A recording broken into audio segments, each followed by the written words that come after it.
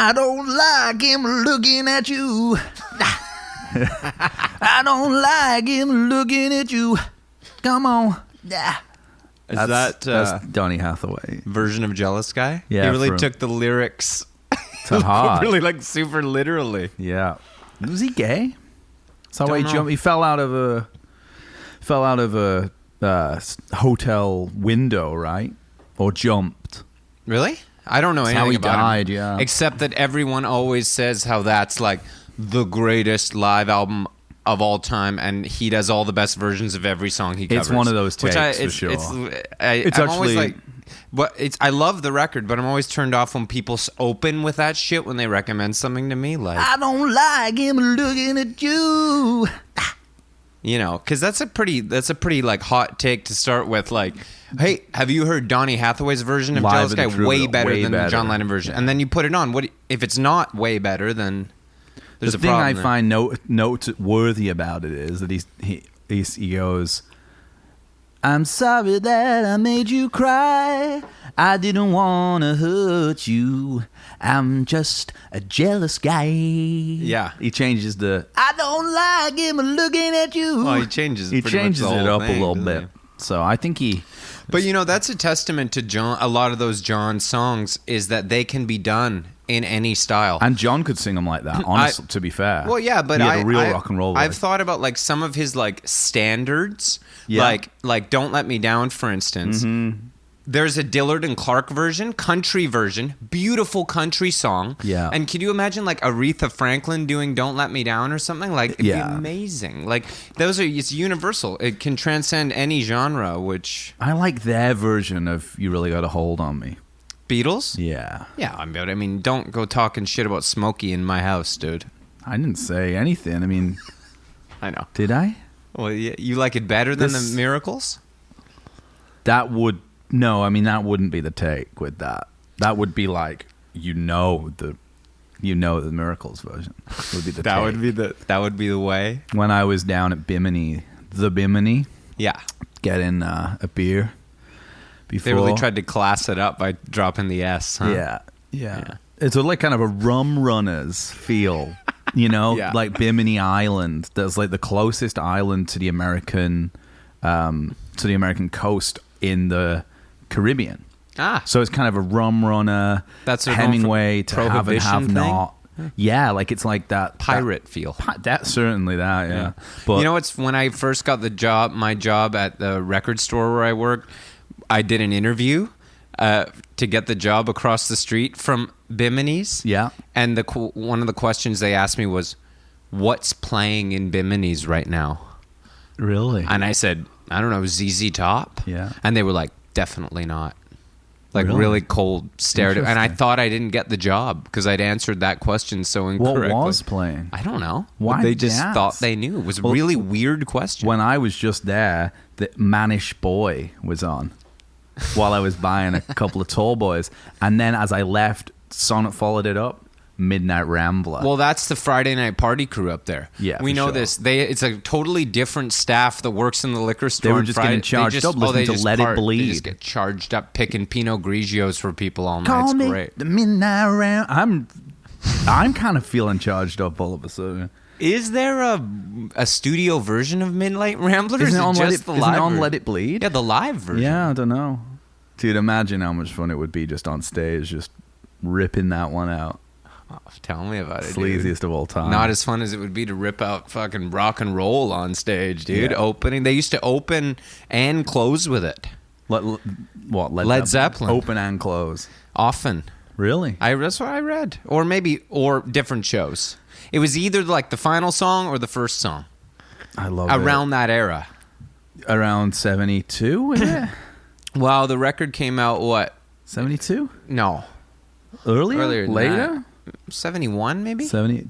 I don't know. I don't know. We're talking, ladies and gentlemen, about Led Zeppelin IV. Or as it's actually called, which is another thing you can try out on is it girls. actually called? Untitled. Try that one out. I actually, sorry, I have no idea what you're talking about. What's Led Zeppelin 4? I've never heard that record. Oh, I see. You're talking about Untitled. Yeah. The reasoning for that, like that they were fed up with the music industry not giving them the credit they deserved. Critics thinking they weren't a Boys. serious, No, serious. they weren't a serious group. So they said, strip it all away. Yeah. Just put nothing on the front cover, nothing on the back cover. No faces. Nothing. Just symbols. Symbols. Pure symbols. Taken seriously. Pure. Rolling Stone shit all over it.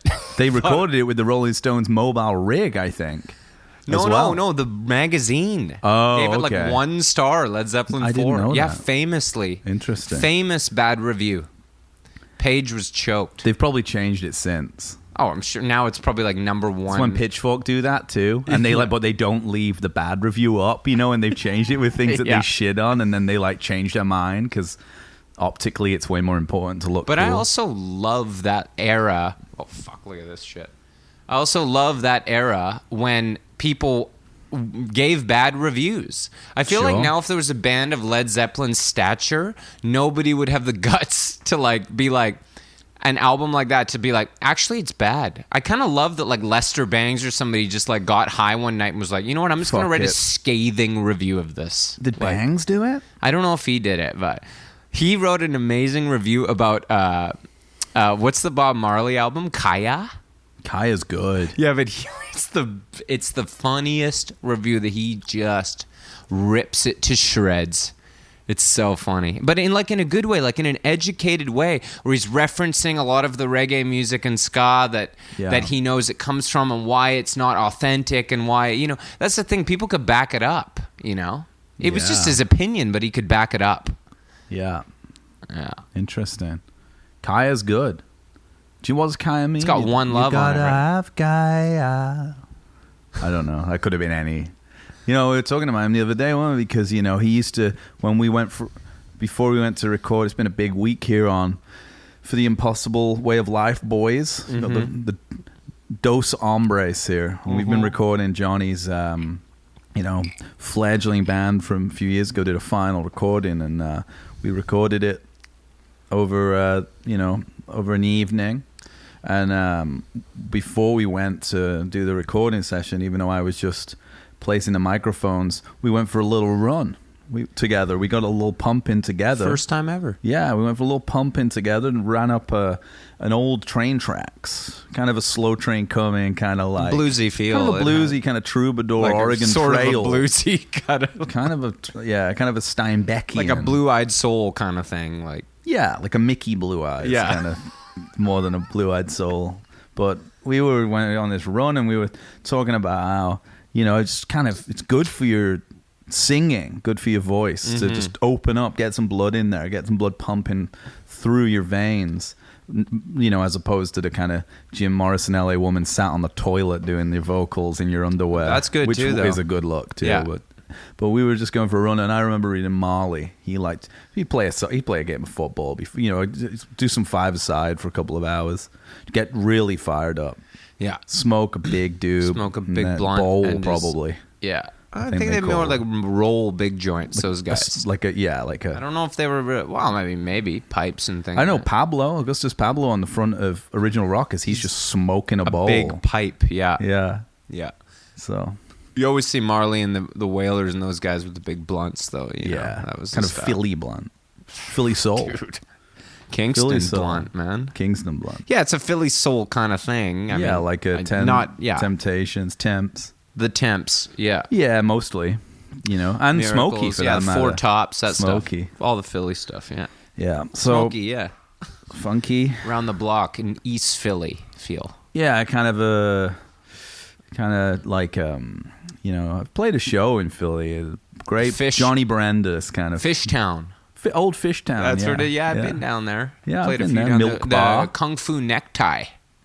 Played there. You been there? I've never played there. Oh yeah. The It's Kung good. Fu Necktie. Yeah, More of it's a just milk like bar guy. It's kind of a dive. Yeah. I mean, like, Johnny Brandes, I think, isn't. I remember if that's Yeah, the yeah. place I'm thinking of. Wow, it's it's real nice. you played some nice spots, buddy. Let No, me tell you, no, my my band we band. recorded this week. We've been all around, up and down the bad. Well, the listen, bad. I've been everywhere, man. We've been. I've been everywhere, man. We played every doghouse, birdhouse, Kilby shithouse Court. You ever from played here to- Kilby Court? Salt Lake City? Kill Me Court. No, probably we didn't. We played Salt Lake City, but I can tell you, is it more? Can you fit more than 100 people in there? About 6 people. It's outside. Oh, well, maybe. Yeah, actually, the record came out today that we, it's kind of a nice thing of my old band. But I could tell you right now that I don't expect to get much positive feedback on it from any of my friends or really anyone I know, because I find that people aren't really that interested in music anymore. Tell you what they are interested in, though. Podcasts. Certainly. I've never had more critical praise heaped on me since we started doing this.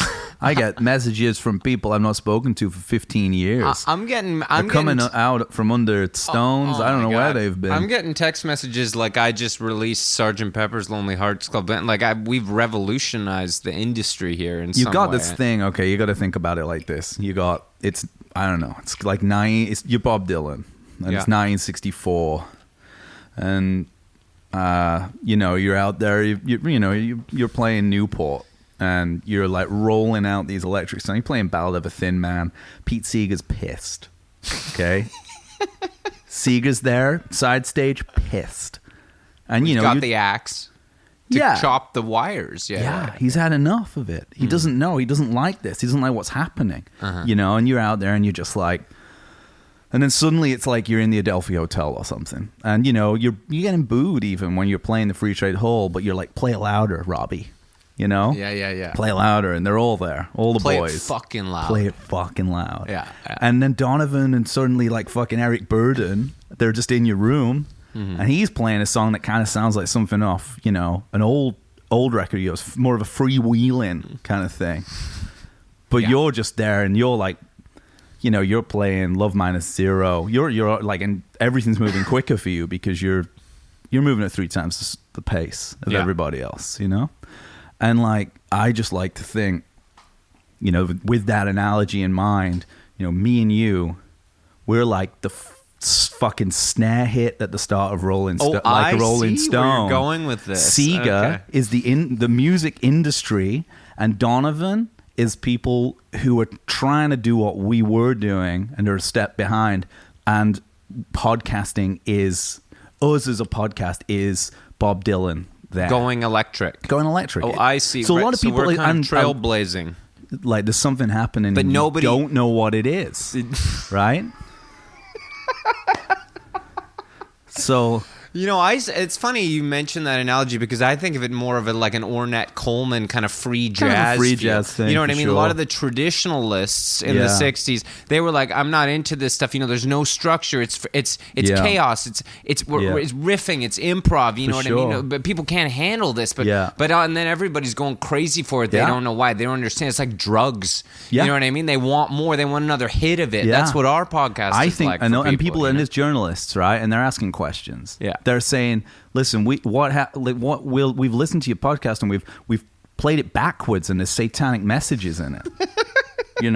We've backmasked your record, and you're like, they're asking you questions that make no sense." I thought we were gonna wait to let people discover that on their own. I mean, Led Zeppelin did a lot of that. Led Zeppelin. No, they did a lot of that. Oh, I know. There's a lot of backmasking. I'd like to. Since you brought Led Zeppelin up. Sure. I'd love to talk about it. So last night, I thought we're going to do a podcast about Led Zeppelin IV. I thought to myself, I said, well, maybe I'll do a little Google search and see if I can find anything interesting. I didn't really find anything interesting. What I did find is, again, more of this kind of Beatles stuff I did the other day where when you Google search Led Zeppelin IV, there's just common questions people ask Google, and Google will just tell you the answer. Yeah. For instance, is Led Zeppelin IV the best album ever? And there's an answer. Google says, in the years since, the Sex Pistols, U2, Nirvana, and Radiohead are all guitar bands who have had musical moments that shook the whole world. But even their best albums cannot stand up against Led Zeppelin IV. It is quite simply the greatest rock album ever made. Yeah, I mean, if they definitely, when I think of Led Zeppelin, I put them in the same kind of category as like Sex Pistols, U2, Nirvana for sure. That's just what Google says. That's what Jack Dorsey says or whatever. The guy. What is the message of Stairway to Heaven? There you go. satanic. The Pure alleged Satanism. message, which occurs during the middle section of the song, if there's a bustle in your hedgerow, don't be alarmed now. Yeah. When played backward, was purported to contain the satanic references, here's to my sweet Satan, the one whose little path he would make me sad, whose power is Satan, etc., etc. Yeah, it's pure Satanism. Yeah. Let's talk about, like, so here is the thing is as well, you know, like, they're at this point in their career, like, they're the purest pagan energy. Yeah. Like, and that's where you get that Satanism from. Well, you know, there is no example of more pure paganism in rock and roll than Led Zeppelin IV. I don't think. I mean, you could. We'd have to ask Google about that. You could feel it in 3. You can feel because and it's also it's British. It's Wiccan energy, really. It's but it's Wiccan. focused, and they even brought in Sandy Denny for Led Zeppelin IV, but she's just like the. It's hard for me to even talk about Sandy Denny. She's one of the great. She's one of the great rock and roll tragedies. Yeah, she died like at 30. I know. Chronic boozer, and she had like, it's really sad, you know. I don't know if you know the story. She was like, I love Fairport, and too. like her like vibe and her kind of like sort of UK folk, like Comus and Fairport and stuff from that era, and you know, like Vashti Bunyan, you know, Mellow Candle, you know, this is kind of like real kind of maypole feel, kind of Wicker Man, you know, that kind of vibe, you know. And she it's hard to put your finger on. It's hard for someone like me to even understand it, being from British Columbia. We're talking about like, you know, kind of, I guess, you know, the pipe of the gates of dawn. Maybe that's a nice like kind of, you got to know the difference between your Sids, right? Sid Vicious and Sid Barrett. Well, obviously. You got to know the difference. Google doesn't. Thinks they're all in the same genre. What?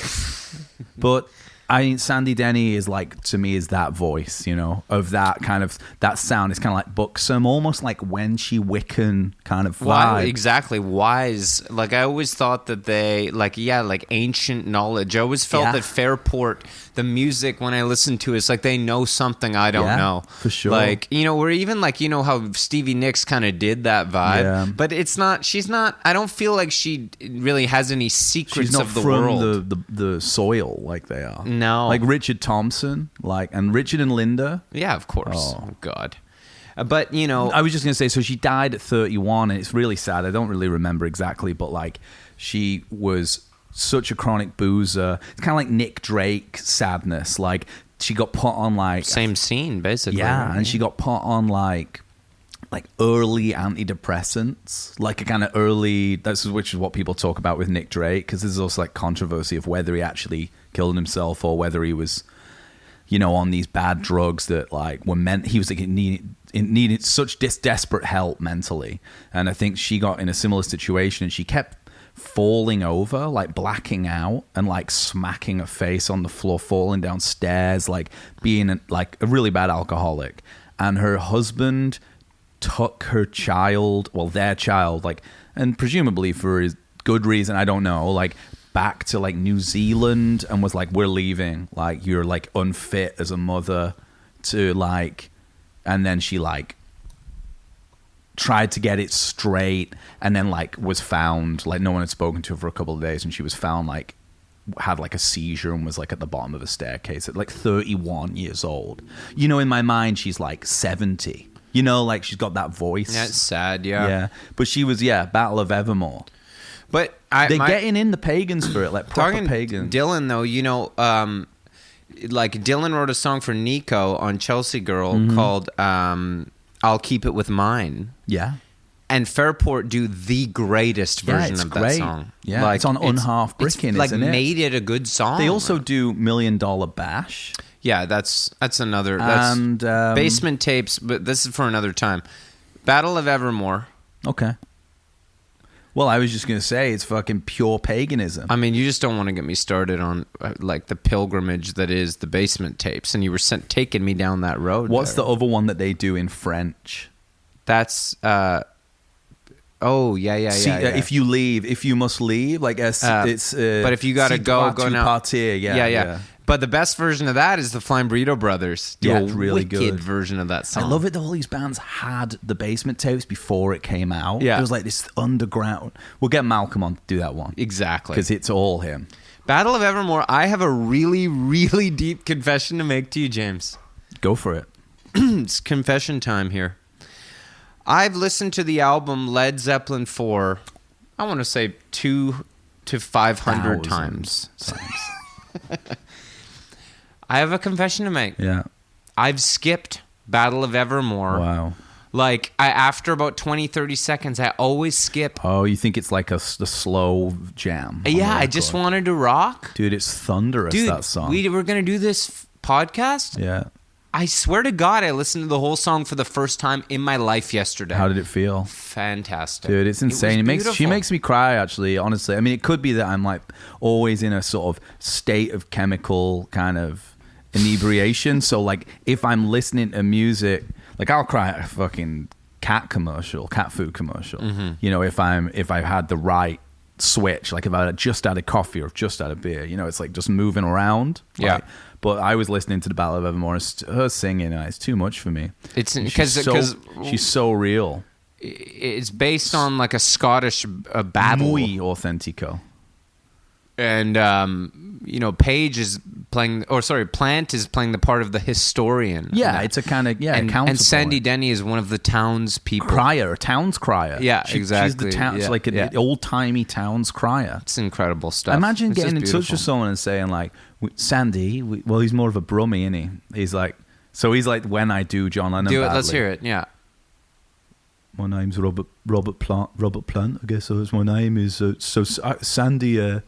Could you come and do? We need someone to play we need someone to play. I always thought he was a bit more of a dandy. Well, I always thought he was Plant was a bit more like, we've got armadillos in our trousers. he was a bit more, we're just Kind of got my spinny hands with flowers. Time. Yeah. We have a lovely time tonight. After Yeah, the he show. might be a bit like that, but he's from the black country, so he would speak a little like this. Dude, Sandy, we need Jimmy someone to Page- play a town's Page crier. has a very strange, isn't he? He's very, we've got the guitars out and I can't even He was a bit older than him, right? Yeah, he's got a weird kind of a Timbre. high pitched Timbre. timbre. Yeah. One of the other questions Google is often asked is, what does Zo-Soul mean? Jimmy Page's symbol. Sure. And Google's explanation here is Page designed his very own symbol. They all which design their own symbols. No, not true. No? Though it Sandy got a symbol, really? She got a symbol. They gave her a symbol on the record. No, they all got. I'll get to this, but Page Oh, yeah, I know designed you his will. very own symbol. Yeah. Though it resembles the alchemical symbol for Saturn, its meaning remains a mystery.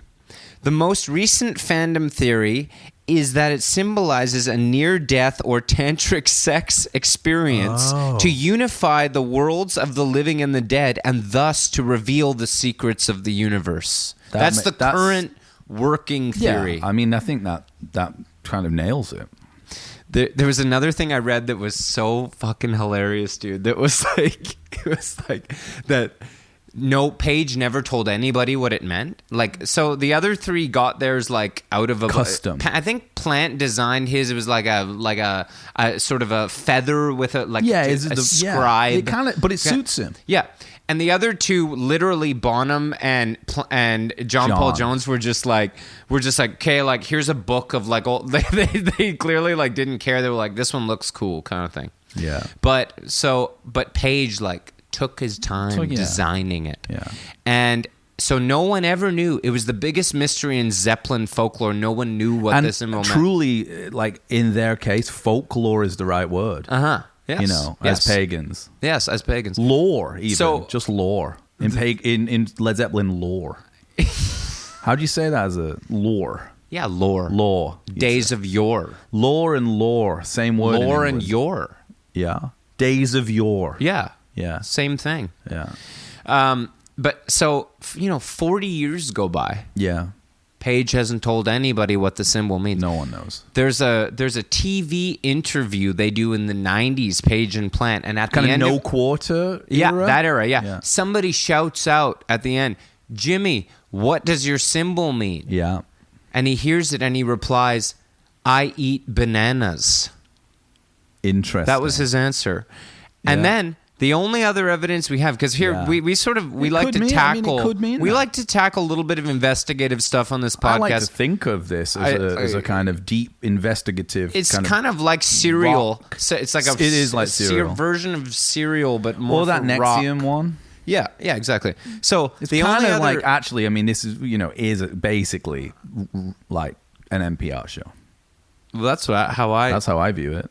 definitely. Certainly how I view So it. the only other Certainly is. piece of evidence we have Okay. is an interview with Robert Plant. Interesting. Where he said, so in the mid 70s, Yeah. Jimmy took me aside. Yeah. And he said, all right, I'm Listen. going to tell you once and for all what the symbol means. Get out and then of town. it's never going to be mentioned again. Yeah. And Plant said, all right, And then in the interview, Plant said, and for the life of me, I can't remember what he said. I love it. And he'll never tell me again. I love it. And you know what I think when I hear that? I think it can't be very good.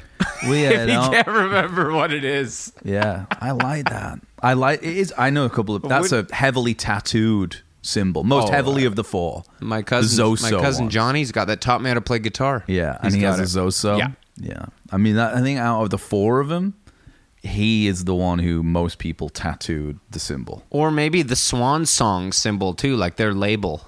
Yeah, I don't know if like that. That's on all the T-shirts and stuff. Yeah, right? not tattooed though. No, maybe not. Most people, I think, if There's a lot of detail with if you're that. going to get a Led Zeppelin tattoo, or a music tattoo, actually. I mean, obviously, like the treble clef and the bass clef are pretty. That's like I'm a bassist, so I would know. That's actually often. You see those guys who have like a bass clef tattoo. That's nothing you're going to regret doing. Never. Oh, certainly not. No, that just proves how seriously you It take proves music. that you understand music theory. Yeah, actually, it proves you've got a kind of conservatory level Yes. understanding of Definitely, music. yeah, And everyone will be so impressed. Yeah. People see that, they think Chopin, Beethoven, this guy with the tattoo. Like it's all the same. Smart at Funky Winkerbeans, this guy with a Definitely. treble clef tattoo. Yeah. Or F Don't get him holes. started on the piano. Yeah. Oh, you got an oboe here? Don't get him going. We tuned to this guy. Yeah. We tuned the jukebox to this guy. Perfect pitch. Perfect Always. pitch. That's why he has Always. it. It's a reminder F-sharp. actually to not show off. Give me an E. Certainly. Always. Those yeah. were definitely the two notes you sung there too. Uh-huh. Yeah. F holes, that's another one too. It's kind of a sexy one. But anyway, I think Zoso would be like third most tattooed musical icon. Iconography. You know what's so funny though is I heard another thing. I think I want to get a tattoo of Jim Morrison, but LA Woman era, not like Mr. Snake Man. Like It would just kind of be like a black mass though, because all he had his was face hair and on the beard. front of LA Woman. Oh yeah. And it can like, instead of it being like, Mr. Mojo Rising era, like the kind of classic Jim, you get the LA Woman one, and he's on the toilet singing, and it just says, "I dibba dabba do about an hour ago." Nice. Yeah, that'd be Those are the lyrics, too. Yeah, those are the official. Yeah. I've read that. I'd like to get one that's just like kind of in cursive Yeah, on my arm that says, "And in the end, the love you take is equal to the love you make." that's really classic. Yeah, That's if I could choose, I would get that. or the Yellow Submarine. That'd be kind of cool, bit kookier. Yeah, or like the lyrics to "Your stairway lies on the whispering wind," or something like that. Our shadows taller than our souls. Standing fuck on the does that mean? shoulders What a crock of of shit. giants. What a crock of shit. I don't like him looking at you. Remember when you were a kid? Like, I had so many friends who had the fucking that Stairway to Heaven poster Yeah, with fuck. the lyrics to just the last stanza, or that's interesting because that was designed by one half of KLF, the band KLF, and the Orb, like this kind of like 90s like trance house like music that Justified Ancients of Moo Moo. This stuff all came out of the 80s, like into the 90s. They were like massive, and they burnt $1 million at one point, famously. Anyway, like one half of that band, Jesus Christ, Jim. I was going to say like Jim Cuddy, but it's not. But it's like one half of that band. This I'm not going to look it up, but the other guy, not Drummond and not Tim Drummond. The other half of that. Can you get me something if you're over there? What do you want? I'll take that other Brio. I'll take the other Brio. Yeah, there we go. Thanks a lot. Yeah, the other half of the KLF, he designed that poster in like the 60s, and it basically paid for his career because he like owned this poster somehow. So he was just like, but even by the 90s, like he was getting residuals on the Stairway to Heaven poster. And that's because he was an illustrator. That's nothing to shy away. No, no, it's true. This is a true thing. You know, it's like things were different then. Yeah. He was the guy who designed that, like, Things were different, the like- one that's always next to, like, the Le Chat Noir or an Absinthe poster or the Pulp Fiction poster. It's, like, in that classic kind of motif. For me, it would student be motif. it would always be next to the like "Take Me to Your Dealer" poster. Yeah, that's a good in my one. friend's Yeah, bedroom for sure. Yeah. Yeah. But like also, I just find it hilarious because. Okay, Stairway to Heaven, like, oh man, you know, I love it, man. Like, I think it's beautiful, the song, you know. Nice. Like, Yeah. I listened to it yesterday and I laughed my ass off because of how good it is, and because, like, when the recorder comes in at the start, it's John Paul Jones on the recorder. Yeah. It's like the most pure pagan energy I've ever heard. Like, I picture, like, you know, He's a piper. Yeah, He's a Pied Stonehenge Piper. being built to this music. Absolutely. It you would know. probably, yeah, I mean, it probably was something, they were channeling The that druids energy. Oh, yeah. speaking through his recorder or something, and I laughed so hard just picturing the dwarves dancing. Have know. you ever, one thing I noticed about Stairway to Heaven, Yeah. I noticed this on the way over here, because on my house to your house is exactly 2 times as long as Stairway to Heaven to walk.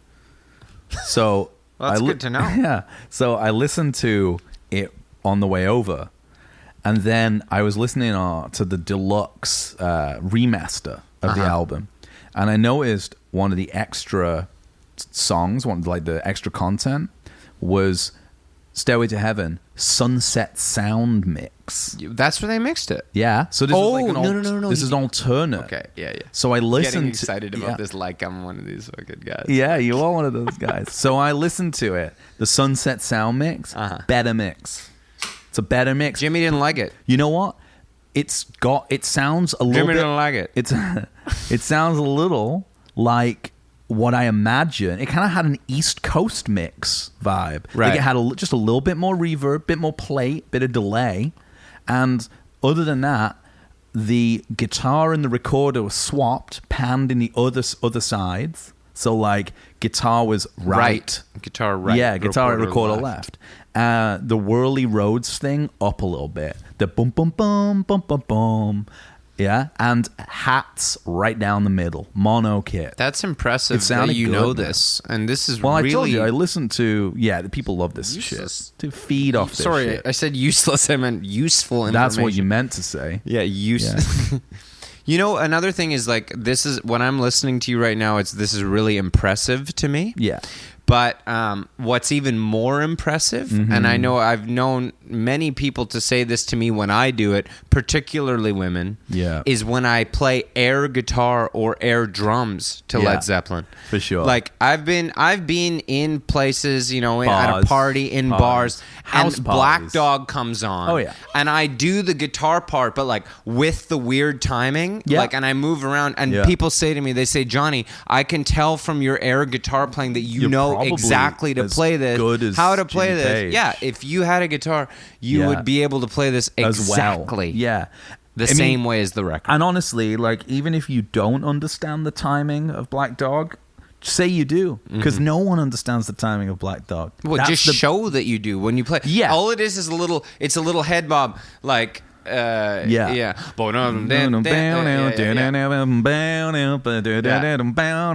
Yeah, it's on the Yeah. bit. and that we could do, and then there's a bit where there's a harmony too. Yeah. If you sing the harmony, learn Exactly. that That's bit, great. because that also is like an extra level. Oh, and don't get me started on the drums. I mean, when I air drum to when the levee Misty breaks. Mountain Misty Hop. Mountain Hop. Yeah. I can do that one too. Yeah, I can. Yeah. I can do When the Levee Breaks. I do a good Misty Mountain. The ending of Rock and Roll, like the fill at the end. Moby Dick. When different I do record, that, but I mean, man, listen, I just blow the room away. Yeah, you know, honestly, and Yeah. people leave. They leave scared. Yeah, they do. They leave scared at the obvious talent in the power, room. raw power. It's They say kind I have of a when I air drum Hollywood to that. firepower. Yeah, when kind I- of thing. It's kind of like That's trying what to they make say. a movie with Warren Beatty. Yeah, It's like kind of like it's like being. It proves that you've got what it takes, Yeah. and you're willing to do what it takes. it's harder to do Plant. I find to just do the vocals. No one can sing like him. Yeah, it's difficult. I mean, Well, anybody I guess- can play. Anybody can play like Jimmy Page, John Bonham, or John Paul Jones. Stuff. Anybody can do that. Yeah, it's doable. But Plant, he's an original for the air. I'm just talking air. Terry Reid. Just talking air. Could Terry Reid do Plant? He'd give it a go. Yeah, but like air though, Oh, air Plant. because he could probably do Plant, right? Wasn't he gonna? Yeah, be, he was wasn't gonna the be the original singer, Plant. yeah. I don't But know. could he do air Plant? I'm gonna say Cocker. Here's another hot Cocker. take. Cocker? No chance. No fucking chance? chance. He's a bass. He a plays the bass. bass with his gimpy hand. I think that's kind of what's going on there. What'd you say the other night? You're like, Joe Cocker just does that thing with his hand, And that's enough. and everyone thinks he's a rock star. Yeah. He's just, wow, look at him. He's just really feeling the music. Yeah. You know what annoys me about his cover of, like, Little Help from My Friends? What? The fucking harmonies. Those guys filling it in. Yeah, They're but just- on the record, it's nice yeah, but they're ladies just, singing. Yeah, but why? They're just filling it in. What's with people filling stuff in? There's no need for it. Those guys, what would you do when I turn out the light? Yeah. I get songs and I'm going for a second, move my hand. I got to admit, I always found those guys singing that in the Woodstock Endearing. version charming. Charming. I was like, they're giving it. They're trying. Yeah, okay. Yeah, but when you're on, I mean, you can do that, but then Mike Shreve's going to show up, 16 years old, play Soul Sacrifice. Well, there's no question that Santana were the best group at Woodstock. No question. I mean, Hendrix is good. Hendrix suffered from an early build. I like morning John after. Sebastian. I Sure. always thought he was kind of charming in that. Yeah. I like 10 Years After. Paid the lot, one of those bands. No, which was the band that we found out got paid the most? Like, I think the Grateful Dead.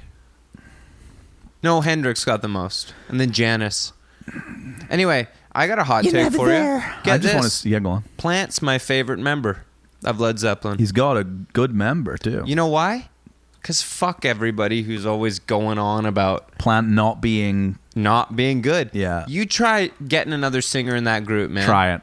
Try it. He's 21 years old. He's like 23 when they He's do Led Zeppelin IV. amazing. You listen to that singing. He's incredible. He invented heavy metal or Yeah. something. Like, More satanic than Ozzy as well. yeah.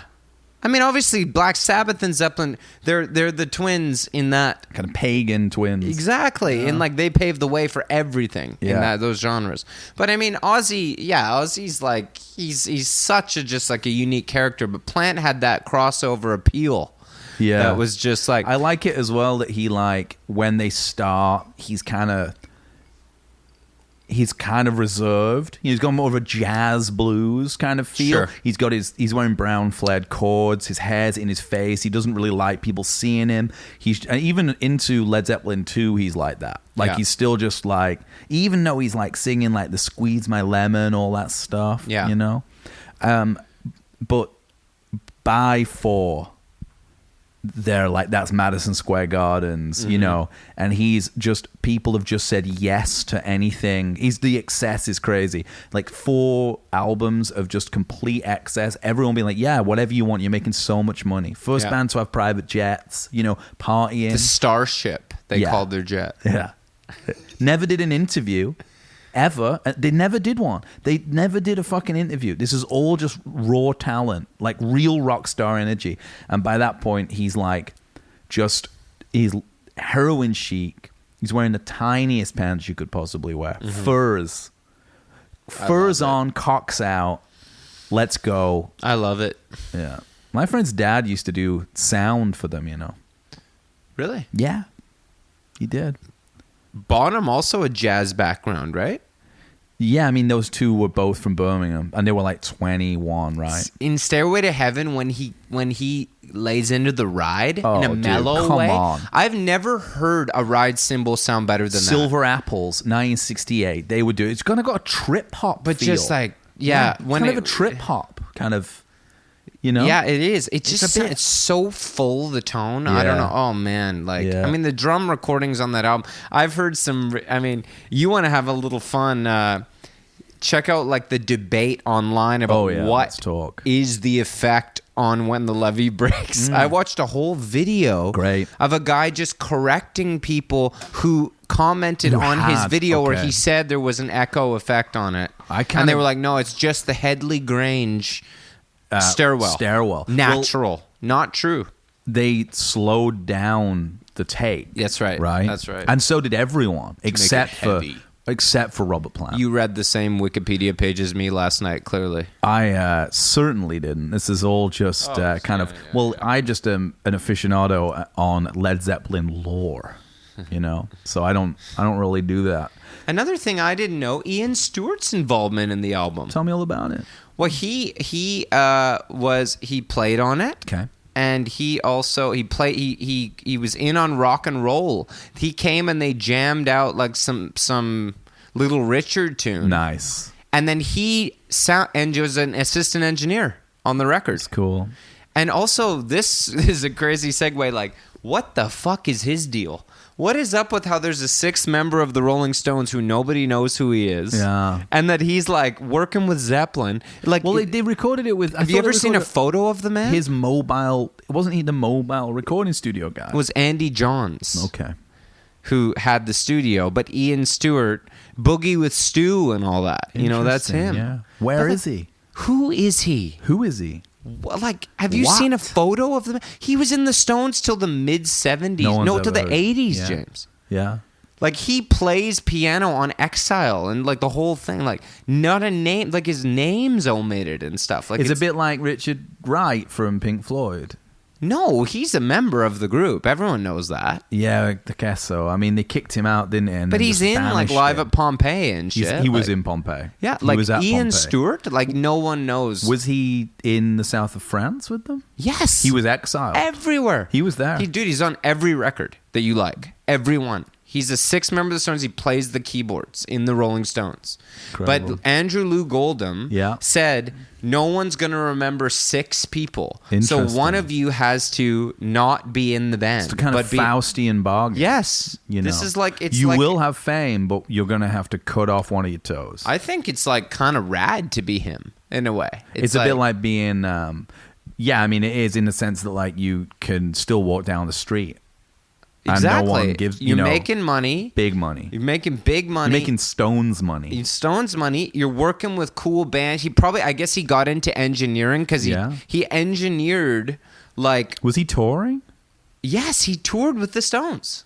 On stage? Yes. Yes.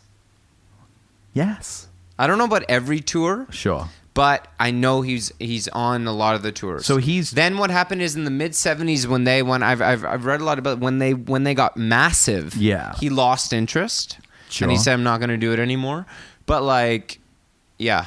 And not the early days, of course, because they were trying to establish themselves as a 5-person act, right? Yeah. But I mean, we'll talk about the Stones another time, but I mean, what is that? Who is he? What is that story? It's interesting. Anyway, Yeah. I didn't know that he engineered fucking Led Zeppelin IV. Like, Did he engineer Going to California? it wasn't that one. No, oh man, don't Dude, get me. there's some earnest energy there. Bring a tear to my eye. A tea as well, Bring maybe. me a Bring me a tea and a tear. You want to look at you want me to give you a young Johnny Payne. I do. in a vignette. Yeah, I want it for us all to think of. All you need to know. Yeah. Picture this. Okay. Long blonde hair. I remember that. Maybe a mustache. Yeah, kind of a sort of like ironic mustache. Just like, you know what? I'm gonna go to LA and just kind of feel myself. Just feel the energy. Flowers. And I'd get on a plane, kind of maybe a pair of corduroy pants and a straight leg. Yes. Oh yeah. And I get on that plane and I'd time it. Just when the captain would say we're approaching LAX, yeah, I'd click play on "Going to California" by Led Zeppelin, and I'd just think about that beautiful LA woman. See, I always thought of it as being a San Francisco image. Not to me. Yeah, flowers in her hair. Hate Ashbury. I always kind of thought of it more as being a, This is my story. This is your story. You know what my plain one is? And then I just actually, but the point is, I'd be thinking I'd go there and see all, and meet this. And then what ended up happening is I probably just, you probably went to spent a little too much money at the Saddle Ranch. Yeah, sounds like I'd kill to do that right now. Tell me about it, dude. Rainbow right now. Oh man, I'd go there and I'd end it. I'd ride that mechanical bull 5 times over. That was. Right down the hill from Sophie's parents' place. Right down the line. Right down the line. Another alcoholic. Yeah, I know. That's a horrible one.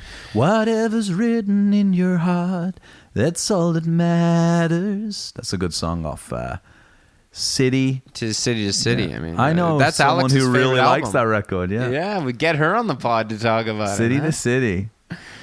Genius. Yeah, beautiful record. Beautiful record. Album. Like one of those unfortunate ones that people are like, Baker Street's good, but the whole album rips. Right down the line, yeah.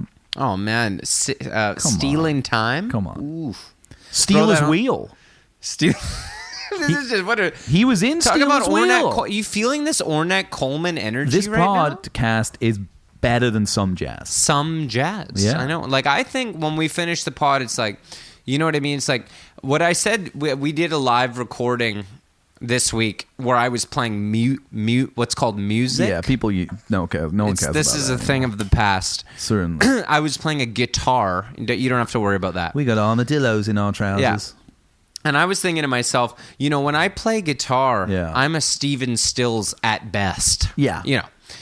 But when I finish this podcast, I feel like I'm somewhere in between Wayne Shorter and Charles Mingus riffing at the, I'm just at the end of On the Corner here. I'm inventing fusion. It feels like that sometimes, Just I don't know where the inspiration is coming from. I don't know where the energy is coming from. I don't know where it's going. But all I know is running through me. And then when I listen back, I just think, where did that come from? I don't remember the nuances of the riffs. No, I don't. Yeah. I surprised myself. It's that natural. Jimmy Page never ran out of riffs, did he? No, but I still don't think he's the best riff master. Well, he's not the number one riff master. Who's number one riff master? Keith Richards. Richards is the biggest riff master? Best riffs. Best rhythm riffs. Yeah, but they're the best. Jumpin' Jack Flash. These are riffs. But just deep cutting, straight in your gut riffs. Deluxe Telecaster, custom with a humbucker. Yeah. For all you guys trying to impress girls at the bar tonight. Talk about his choice of pickups in his Telecaster. If anyone starts trying to talk to you about the Rolling Stones, or even what I like to do sometimes is just go up to a stranger and bring up the Rolling Stones, and when they start, just say to someone like, what's your favorite Stones song? You like the Stones, don't you? Everyone likes the Stones, and most people do. And then when they say what their favorite song is, say, did you know Keith Richards played a Telecaster, custom Telecaster with a humbucker in the bridge position? Sometimes I just go up to somebody who I think looks interesting or cool, and I'll just walk up to them and I'll say, humbuckers or P90s? Yeah. And then it just, boom, it just starts. It's just and it starts, and it's just kind of... Sparks start flying. And you're like Coltrane and, Davis suddenly. And whatever. Whatever. That's how I feel. I mean, right now, I don't even need to talk about it because it's happening. Can you imagine, showing up day one of Houses of the Holy, and you're like, Jimmy, we're a bit worried that there's no more riffs left. And he's like, I got a couple for you. Don't worry. It just plays like the ocean. That's a good riff. Yeah. Just that one. I'll give him that one. We'll give him that one. No quarter. Well, I think of that as JPJ, man. That's kind of really getting proggy. That was, recorded for Led Zeppelin IV. Yeah. Well, he's getting on his... I had no idea that Physical Graffiti was just pieced together like from shit they left on the shelf, and it's like some of my favorite songs. Well, I mean, it's an early example of it's a tusk, really. Self-portrait. It's kind of a tusk. Yeah. So it's what, Dylan's self-portrait? Self-portrait's just shit that he just had lying around. Yeah. But it's beautiful. Yeah. No one had ever made an album of covers, live recordings, original recordings, bootlegs, like all from different. Sure. It is a self-portrait. It's a and he did the painting on the front. Yes, of himself. No one had ever released a record. No one had ever done that before. It kind of similar to like we used to think of this podcast kind of a self-portrait of like the state of the music industry in 2020. Yeah, or lack thereof. But you know what? Thanks to all the nice messages that I've been getting telling me that I'm reinventing the form here. I feel like I feel like a dandy of the grotesque, honestly. It may sound like we're feeling ourselves tonight a little bit. I am a little bit. I just want to say thank you. Thanks for because listening. You've brought me back to life. You're talking to a guy here, James, who, well, I was nearing the end of my rope. I'm a joke. I was in trouble. I'm a joke. I was in trouble. I'm a twisted fruit. I'm just as God made me, sir. Yeah, exactly. This guy, this twisted fruit. There's a guy. I always thought that Jimmy Page was the guy in that scene. You know, the guy who's like, playing the Enormo Dome. You know? Oh, that guy. Yeah, he's a famous. I always thought it was Jimmy Page. The manager or whatever? No, the rock star in that scene. There's like the guy in the hotel lobby. Who says that. Well, he does, but the guy in the lobby who's in the band. Oh, yeah. I always thought it was Jimmy Page. May as well be. Yeah. It's funny, like, one other thing that was a theory for what his symbol means was that, like, it's the alchemical symbol for, like, it's like gold, turning lead into gold. Interesting. And that makes the most sense to me because it seems like a thing that he wanted the album to be gold or platinum or something. Yeah. So it's like turning lead into gold. Yeah. I was like, I could see in his like kind of in his special greedy mind. thinking or something. Like he seemed like the type of guy who wanted a lot of success to me, and he got it. Well, he was a session. I mean, he like plays a solo on My Generation. And he was a sex freak, and he was a tantric sex freak and a session musician. Yeah. He's a session man, a chord progression. Well, I thought that was about Nicky Hopkins. It might be about Nicky Hopkins, but Jimmy Page played the solo on My Generation. I'll tell you that. And on Sunshine Superman. Certainly. And on my favorite Everyone's record. out here. We're writing Love Minus Zero No Limit, right? And then there's people like Boo Boo Baraga jaggling around. There's all up every which way you can look. And we're here. And then Pete Seeger's in the other room. And Pete Seeger's like, he's cutting the chords. He's cutting these XLRs because he's saying, "Get back in your pen." Yeah. I'm still addicted to the Pilgrim feel, but we're switching it up like Dylan did. We're in transition between Pilgrim and Pirate, which is what he was doing now. Oh yeah, and I'll tell you right now, we might go back to Pilgrim. You can do whatever you want. Next episode, I don't know. We're cooking on gas. I just needed to say something though. I want to give a shout out to my man Al Stewart. Hell yeah. That's my Love Chronicles, his second record. One of my favorite albums ever made. Cutting edge, most brilliant, lyrically written record, in my opinion. Yeah. Like, I absolutely adore it. Behar likes him. Recommended it to me, actually. Him and Nick Bragg. Destroyer recommended that to me. Yeah. When I was at Zulu. Changed my life as a songwriter, everything. Jimmy Page, all the lead guitar, the whole album. All over Roy Harper, too. Exactly. And he's all over Roy Harper. Bull in a Ming's Vase, great record. On earlier ones, too. Yeah. Kind of proto-prog as well, acoustic prog, those early Roy Harper ones. But one of those days in England, on that record, Bull in a Ming's Vase, there's a song that is like, it's actually just it's the kind of second side of the record, which is just a 25-minute long kind of McCartney-style opus where it's like all bits that moving through songs, you know, kind of a recollection. It's a beautiful thing. I've got the record here. Oh, I fucking love it. It's unbelievable. The song When an Old Cricketer Leaves His Crease. Oh, play it at my funeral, classic, buddy. yeah. Play it at my funeral. Gladly. Please. You know? Like, personally play it? Yeah, if you outlive You want me to play sing it? No, I want you to play the Roy Harper version. What if I did my version like I mean, when if I'm like you're 75? the kind of guy who's feeling yourself to such a degree that you feel like you can do a better At version. 75, could I just play? I don't want to die at 75, man. I'm hoping I'm like going to be like Krang from the Ninja Turtles. I'll be like 2,000 when I'm going. Shredder! I'll be in bring Zion. Me my body. I'll be like Matrix style. I'll be underground. Yeah. Bring me my body. Bring me my body. Yeah, exactly. That's Remember what Krang? Yeah, I loved Krang. You are Krang. I could be.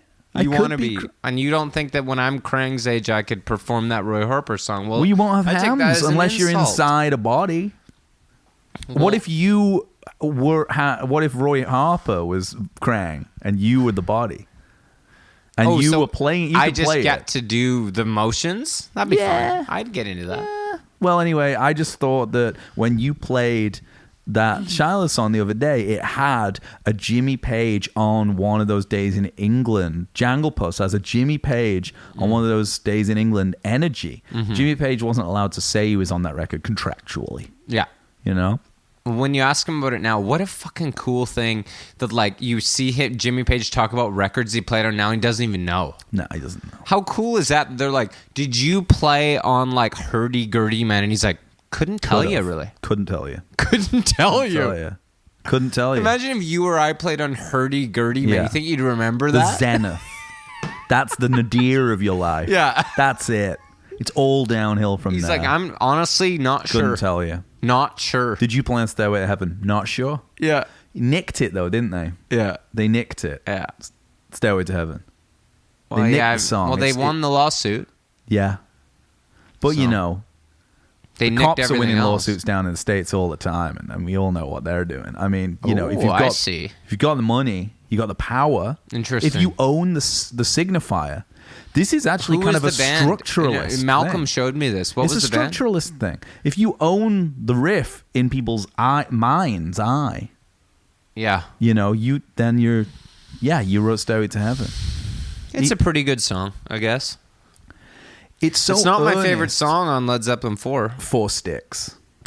You know that Four Sticks was easily the least popular song on the album, to the point that when Led Zeppelin put out their Mothership Not on it. anthology, Yeah. they included every song on Except Led for Zeppelin 4 Four except Four Sticks. I thought was funny. Honestly, When the Levee Breaks is the one that I can't be fucking bothered. Yeah, I don't I've just care about heard it so much. I like the first 10 seconds and then I get bored. Yeah, when they have like a massive reverb. When it's Yeah. definitely reverb. Yeah. Yeah. But it matters. Actually. No, I think I probably like Misty Mountain Hop. Dude, maybe, that's got like- a real kind of glam rock meets pagan. Well, that's what I mean. It's a good pop record. Like, that's the thing people talk about Zeppelin. It's like, I really and like, don't know. Yeah, like- kind of bowling that's vibe. the thing is like, it's like you talk about Sabbath and stuff like that and like compare it, but like the thing about those Zeppelin records is they're real Sexy. pop records. They're sexy like, pop Page records. produced them like pop songs. Pop, like, it's pop for men. yeah. I don't know. Do girls like Led Zeppelin? Yes. They do? Yes. Is this Alex loves Led it's not a Zeppelin. bit, this. They actually No, do. they do. I had a girlfriend when I was younger who said that she thought that girls didn't like them, that there was too much like male. It was too much like male on male Well, I think sexuality. that sounds like something she was going through She or liked something. cat power at the time. Well, that's what I mean. That Yeah. was something like that. That kind of stuff. But I mean, I've Saw a gone Cat through Power things play a like, show once, and she's up there crying her fucking eyes out, trying to. All the crowd are like, "It's okay, Cat. It's okay.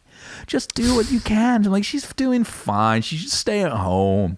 She's got loads of money. She's okay. I know. Yeah. I saw a few. But you of know those what? shows. I wasn't don't sure what to make of that. blame you.